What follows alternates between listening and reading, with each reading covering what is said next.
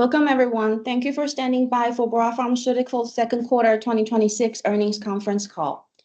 Today, we have Bora Pharmaceuticals Group CEO and Chairman Bobby Sheng, CFO Alice Wang with us. All participants are in a listen-only mode. After the speaker presentations, there will be a question and answer session. To ask a question during the session, please click on the Q&A button on the top bar and type your question directly into the Q&A box. Some of the statements that we make today regarding our business, operations, and financial performance may be considered forward-looking. Such statements are based on current expectations and assumptions that are subject to a number of risks and uncertainties. Actual results could differ materially. Please refer to our annual and financial reports, including the risk factors. We undertake no obligation to update any forward-looking statements. During this call, we will present both IFRS and non-IFRS financial measures. A reconciliation of the IFRS to non-IFRS measures are included in today's presentation, which is distributed and available to the public through our website. We will now begin our conference call. Bobby, the floor is yours. Okay, thank you, everybody, and thank you all the shareholders and investors for coming on this call. And I will be doing the summary of the 2026 Q2 earnings this year.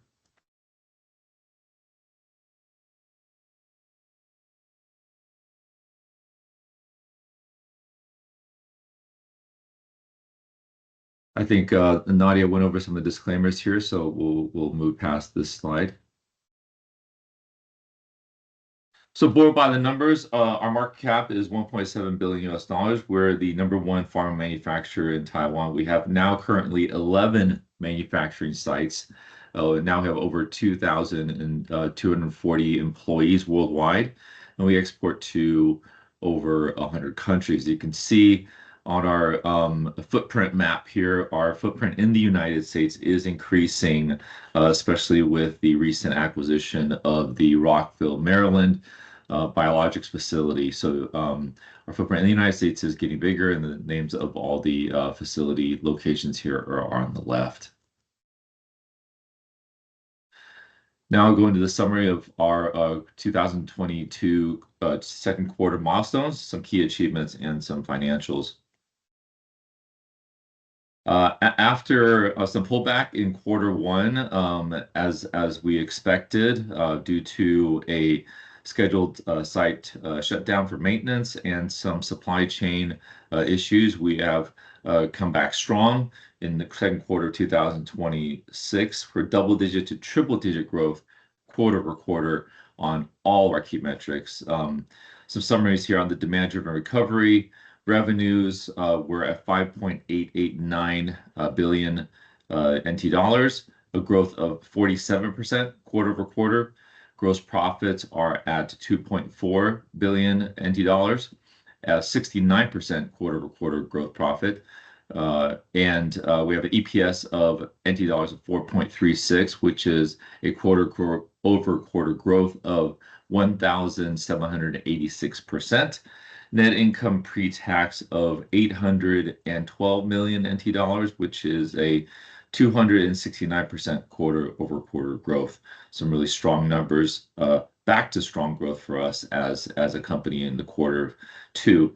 Some highlights on the CDMO business. Obviously, the Maryland injectable facility is back to a full quarter operations, and also we see a lot of record highs in our demand and RFPs that have resulted in quarterly revenue for CDMO business of 2.116 billion NT dollars and a growth of 40% quarter-over-quarter.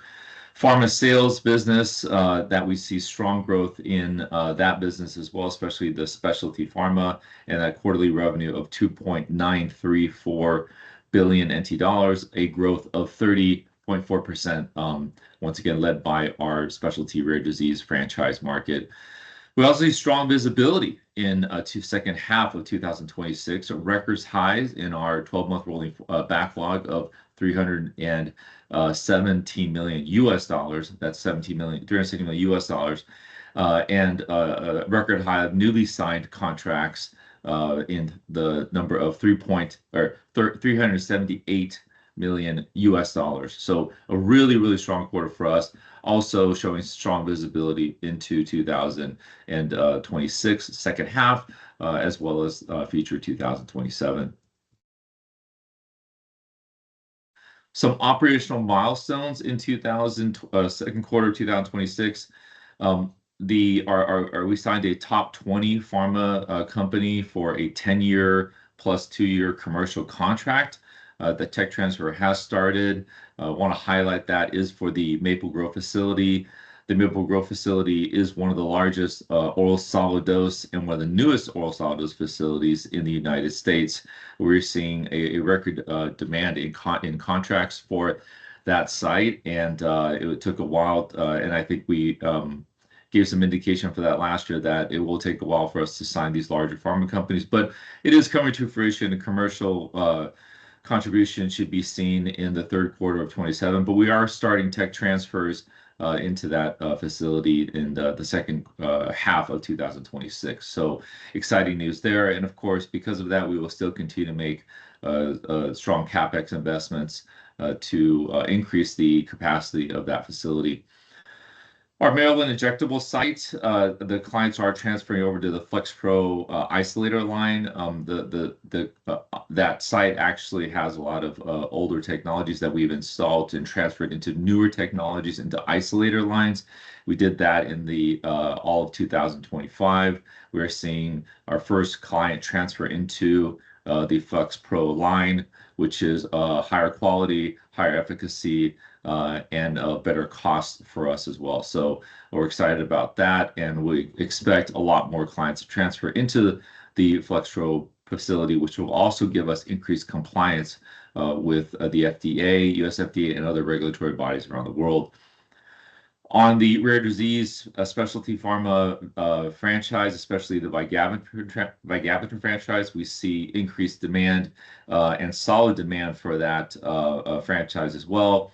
58% specifically for the specialty quarter-over-quarter growth, and we're on track to achieve over 50% formulary coverage, which was our target, with more regional plans and strong physician adoption.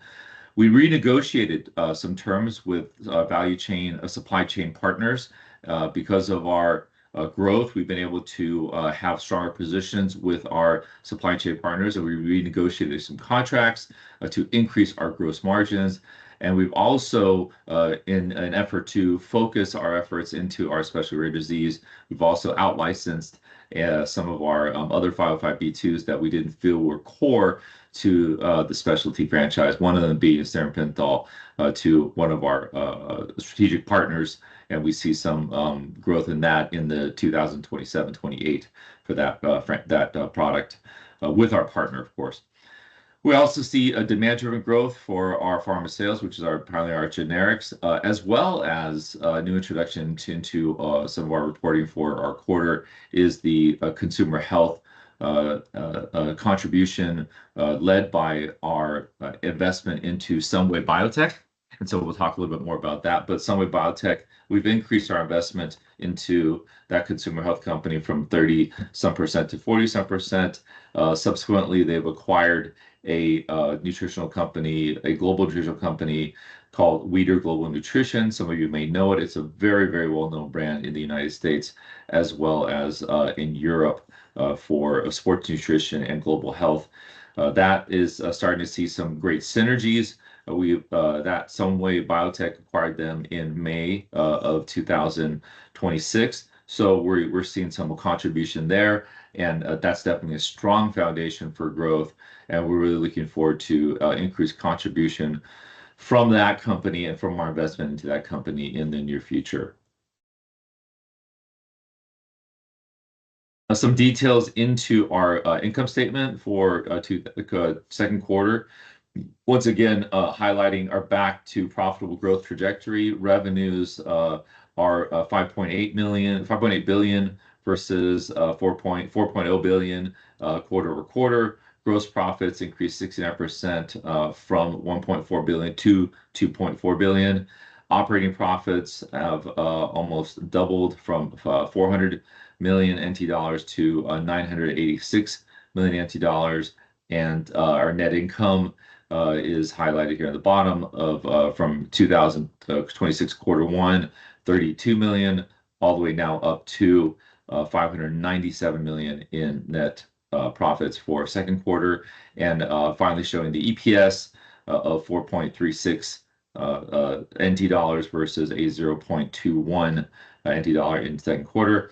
On the right, I will show you a waterfall of some of the things that have happened over from quarter one into quarter two to give some further detailed explanation of the growth. CDMO, obviously, with the full quarter of operations for the Maryland facility, and some increase in demand, obviously, from the onshoring and a lot of other activities, which I will talk about. We see a big jump back from the quarter one numbers. Albeit generics, a good bounce back from there, but really highlighted by our specialty and brand jump up from the first quarter of 2026. And then obviously with the Sunway acquisition of Weider, there's a strong contribution from them as well. But as you can see, the growth in the second quarter is stable growth, and it's continual growth for our operations, and we look forward to more contributions and more growth in 2023 for third quarter and fourth quarter. We want to do also a year-over-year just to show that we are back into our growth mode compared even to last year. I won't focus on the numbers on the left. I'll just focus on some of the numbers on the right here. Revenues year-over-year for the second quarter is increased by 21%, from 4.8 billion to 5.8 billion. Our gross profits have increased 20%, from 2 billion to 2.4 billion.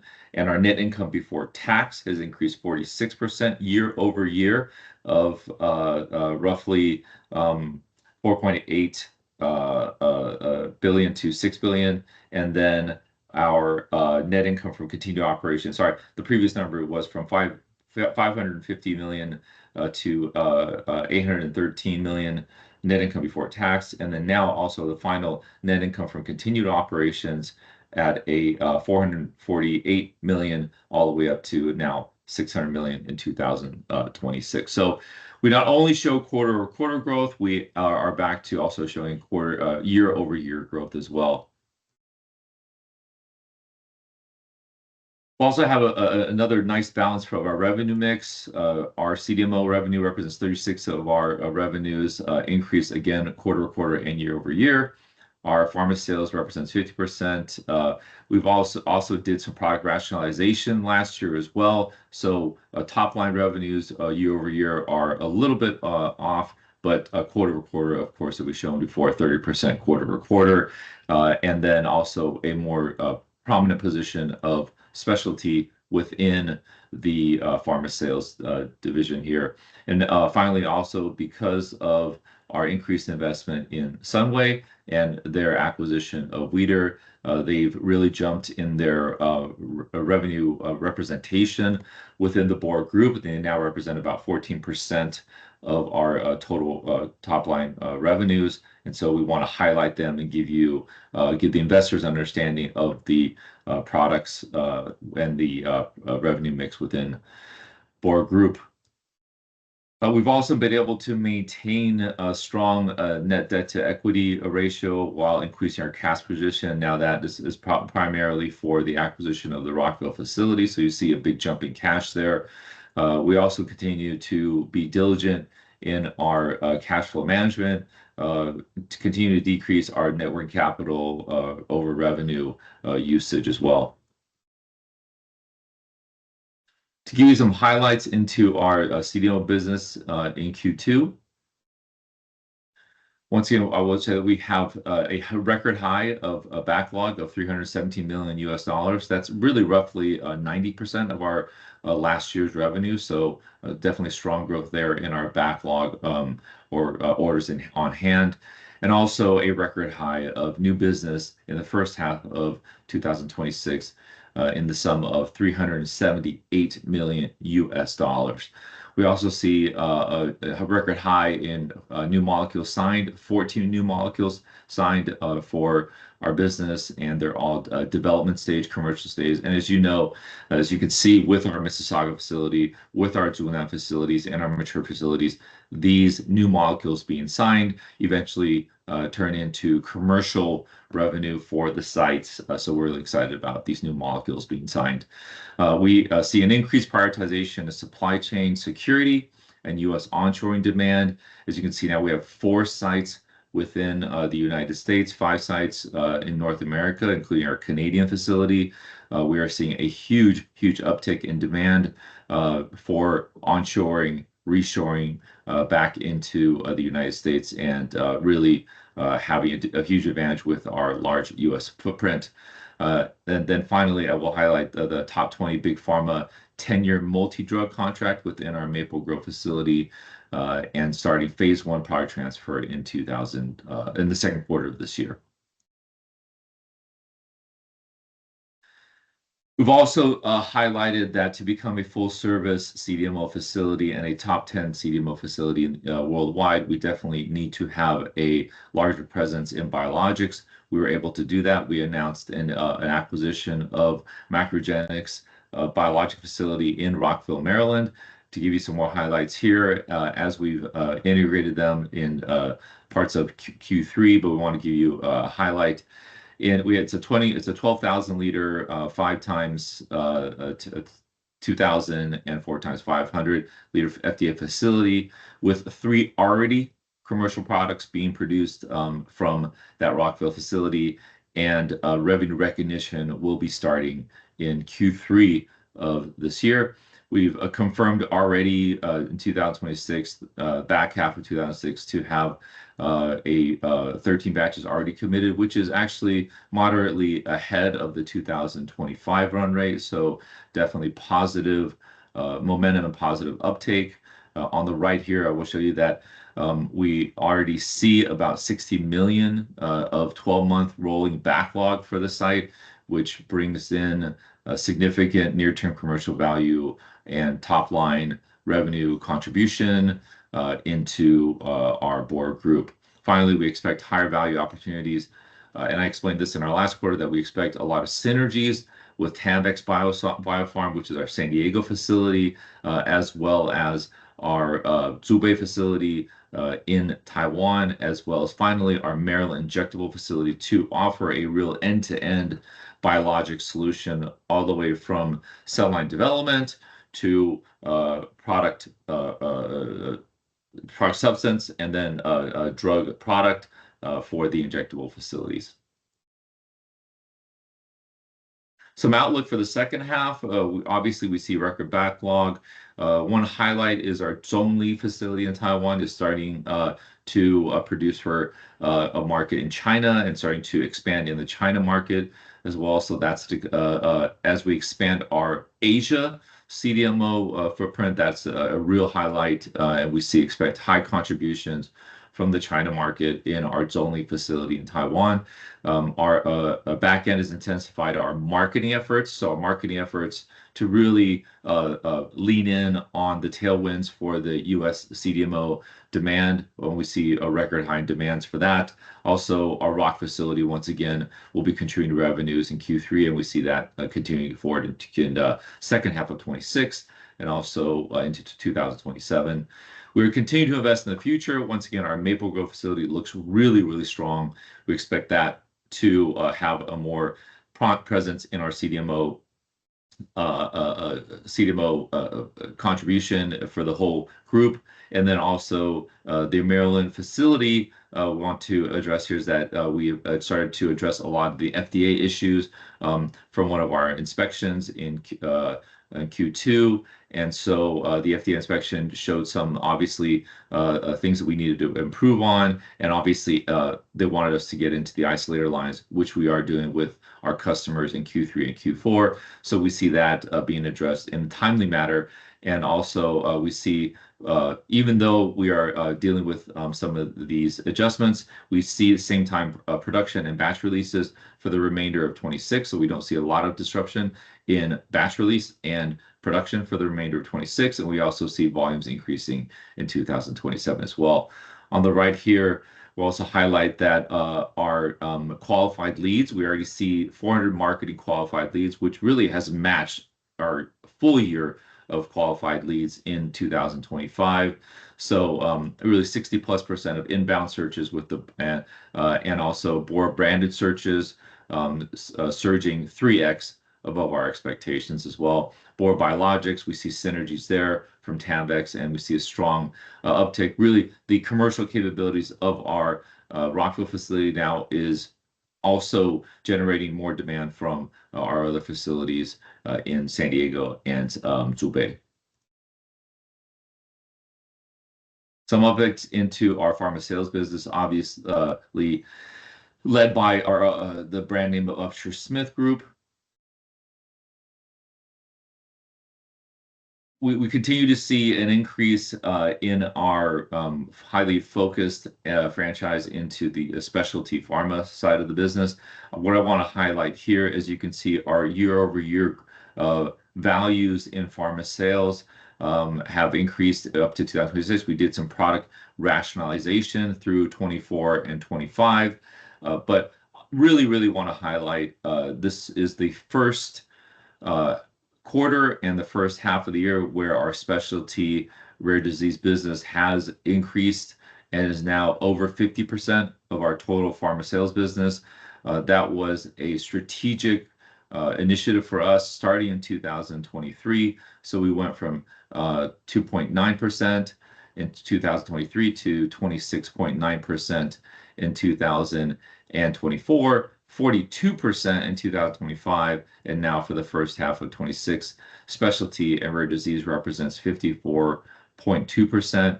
Why do we do that? I want to highlight again, larger gross margins, more stability, increase in demand, also patent protected pricing, and really a very different financial profile for these drugs to have. So we definitely, our investment into specialty pharma, as you can see by our top line, by our gross margins, and by our net income, has paid off dividends for us, and will continue to do so in the future as well. I also want to highlight here that we've increased in demand from government channels, from our DLS and our other high-value generics. So we're definitely see a stabilization to small growth in that generics division. A little bit more detail into our specialty business. It's really firing on all cylinders. Like I said, we've had our revenues have grown 58.7% quarter-over-quarter and 47% over our 2025 numbers for the quarter. Obviously, it's highlighted by Vigafyde, but there are 6 other products within the specialty branded division that are all growing, that are all contributing to the revenue growth and the quarter-over-quarter growth for the year, for the quarter and for the year-over-year. We're expected to unlock up to 60%, especially focusing on Vigabatrin franchise here. We're now hitting about 60% of the Sabril peaks. Sabril, which is the original branded drug that we've reformulated into the 505(b)(2) for Vigafyde, and so we definitely see some growth there as well. Sorry about that. It's moving here. We also see unique patients displayed quarter-over-quarter and for second consecutive quarters in a row. So new patients coming into using Vigafyde, we've seen them increase quarter-over-quarter for 7 quarters in a row. Finally, we've out-licensed Sterimphenol to refocus our attention into the franchises that we've been investing in. For our generics, as you can see, our high-value generics are increasing, once again, focusing on our high-value, high-growth, gross profit, gross margin products. We have 6 new launches in those categories, supporting more diverse generic portfolio. And we expect, pending approvals, we expect 6 more for the second half of 2026 and into 2000, all the way up to 2030 launches. For this quarter, I'll be talking more about our consumer healthcare business through our investment into SunWay Biotech. We've increased our investment into SunWay Biotech from 35.97% to 42% because of SunWay's acquisition into Weider Global Nutrition. We did a fundraising, and we've increased our position into SunWay. We're really pleased with the management team there, and we're really pleased with their acquisition, similar to what Bora has done in their previous growth into acquiring a global brand, becoming a global powerhouse now in consumer healthcare. Some highlights here. Their core business is ingredients and CDMO sales. We've seen a 7%. Now that represents roughly about 7% of their total revenues, but quarter over quarter, we've seen that grow 40%. So obviously dominated by the red yeast rice demands in Europe, and now with the US market through Weider Global Nutrition. Brands now with Weider represent 70%, 73% of the total revenues for SunWay. So as you can see, it is a monumental transformational acquisition for SunWay Biotech, and we see them really growing that division. And finally, for the domestic market, it represents 20% now, but we still see domestic market, meaning domestic in Taiwan. That legacy business still has growth of 14%, representing about 20% of SunWay.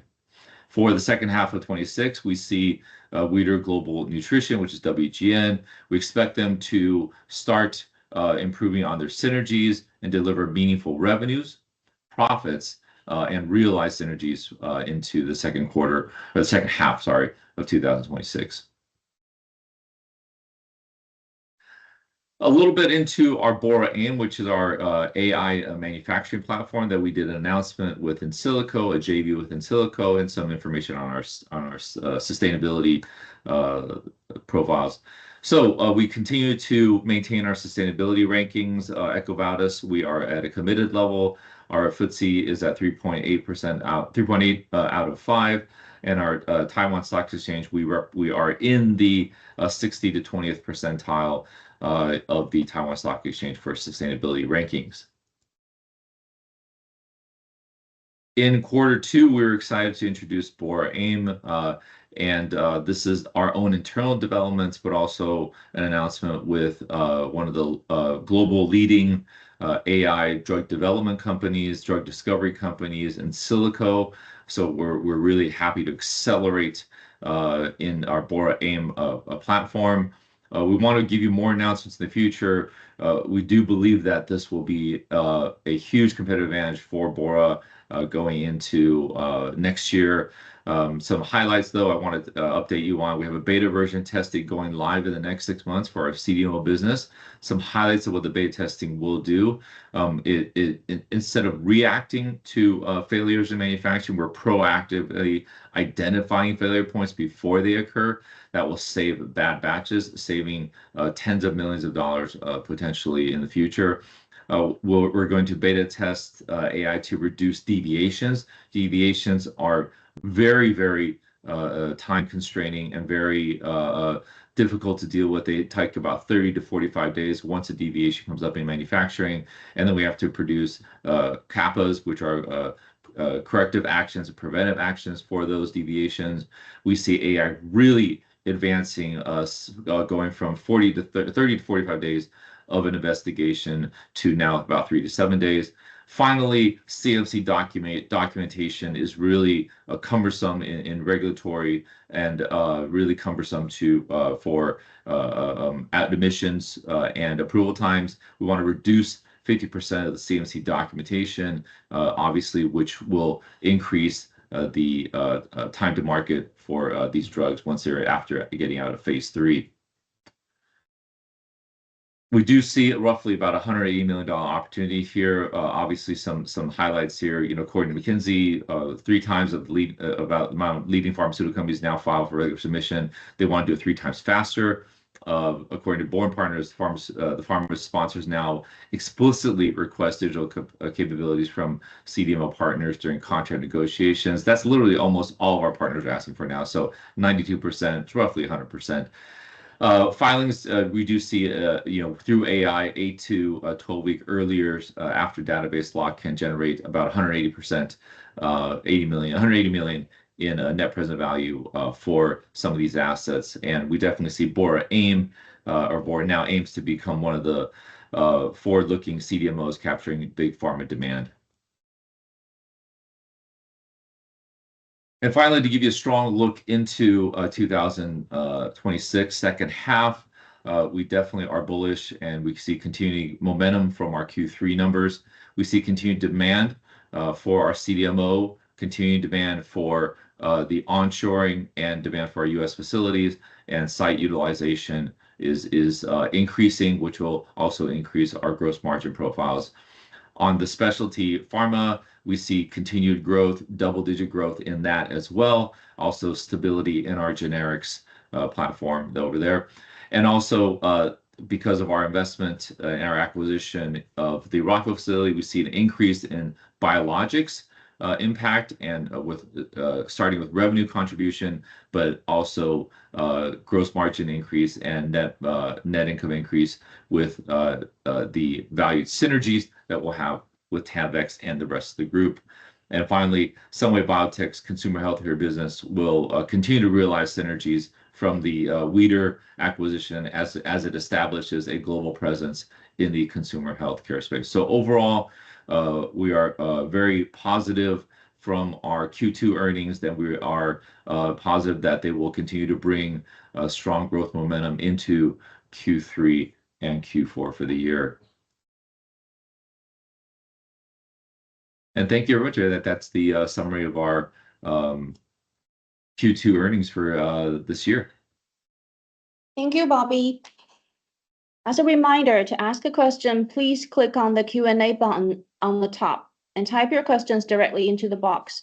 We will wait for roughly 2 minutes before we take the first question.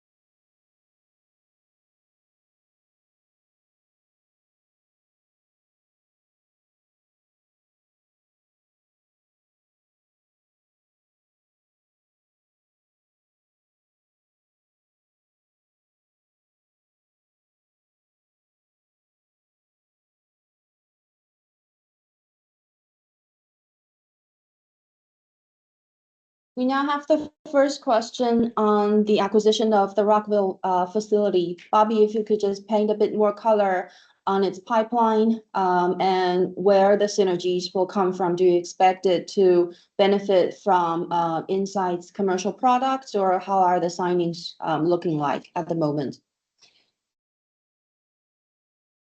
Okay, apologies. I don't see the Q&A questions come up on my right. But okay, can you restate the question again, Nadia?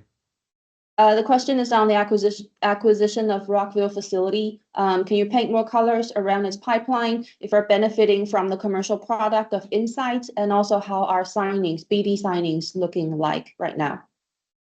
Yeah, Rockville's really exciting. I mean, to have the single-use bioreactor is a technology that is really be highly utilized by the industry. 20% growth, year over year in that industry, especially with the single-use bioreactors.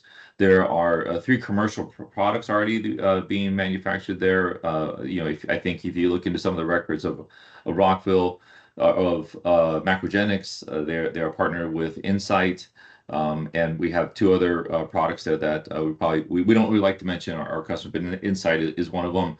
It's a great commercial product. They have actually three great commercial products there. Strong regulatory track record there. There are also 6 programs already in development there with existing customers. So we're really positive. The first couple of months with that facility, very happy with their technology, extremely satisfied with the amount of talent that is there, the amount of talent that's available in Maryland, and the Maryland Biotech facility is something we're really proud to be a part of as well. The capacity for that site is roughly 60 to 70 batches with the current facility, with the current bioreactors. We can continue to grow that within the current footprint. Even within the current footprint, we can add more capacity as well. But just with the current capacity that is there in the current CapEx that was invested into that facility, we can go up to about 60 batches. Like I said, right, looking forward, we see 60 million in rolling 12-month revenues. That doesn't fully reflect the 30 million that is currently being earmarked to produce there. So definitely some positive numbers. But now we can look into our pipeline that we already had for our business development that was going to the San Diego facility. Now we have an optionality for them to also put product into the Rockville facility as well. So we definitely see a real added value for our customers when they see that we can do cell line development extremely fast, with extreme high quality at a very, very efficient, effective price within our Zhubei facility in Taiwan. Now seamlessly tech transferring into development and commercial manufacturing within Rockville in our drug substance. And also now right down the street, 45 minutes, we can produce drug product in our injectables facility. So really offering end to end, it's extremely valuable, and we're seeing upticks in a demand from our injectable facility and our development facility in Zhubei just because of the additional commercial capacity we have. Also, really leveraging the current customers they have now. Their current customers, including now Insight, have now also started discussions with us in our other capabilities. Macrogenics is starting to have strong discussions with us on some of the cell line development and other things that we have within our Bohr network. So the scalability and the product offerings are being of added value into this acquisition as well. So we're really excited about it. But I want to highlight again, quality track record, high compliance within that facility, already very seasoned team with multiple years of producing a large scale commercial manufacturing is a huge plus for us now within the Bohr Group. Thank you. We have another question on CHC. So now Bora has a new segment of CHC. What is the majority synergy between CHC and generic drug sales and your CDMO business? Why does not the company invest more into CDMO, but instead invest into CHC?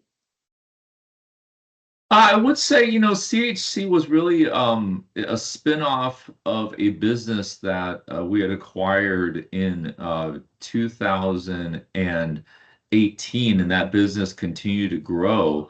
We often acquire businesses because of the CDMO capabilities, but then there's other business units that continue to grow. That business was merged into Sunway, and as Sunway continued to grow, we've always maintained a equity position into that company.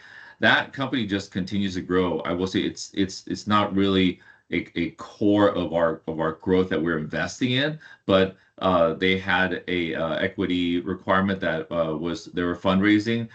We thought it was a great investment for us. We do see synergies in the manufacturing base of it. So they do have a CDMO business that is continuing to grow. We do see synergies in our clients having, if they have a consumer health division and they need some manufacturing, we do see additional growth there, but also some of their manufacturing requirements really benefit from our knowledge in the CDMO base. But I will say we are including the reports of those earnings because they do represent about roughly 14% of our revenue. So we do want to report them. We want to report that part of the business. But however, I will say it is not core of our dual engine. It is not a large investment we're continuing to reinvest in, but they've done so well, and that's such a big acquisition for them that we wanted them to include them and update our investors in when you look at our earnings. If you see 14% of our earnings being happening somewhere else within the group, we want to make sure you have visibility of that. We want to make sure that you see what they are doing. But also, I think it's a great question. We don't see it as a core focus we are continuing to invest in, but it is a growth business. It is contributing to our top line and our bottom line, and we want to just make sure that the investors are aware of it.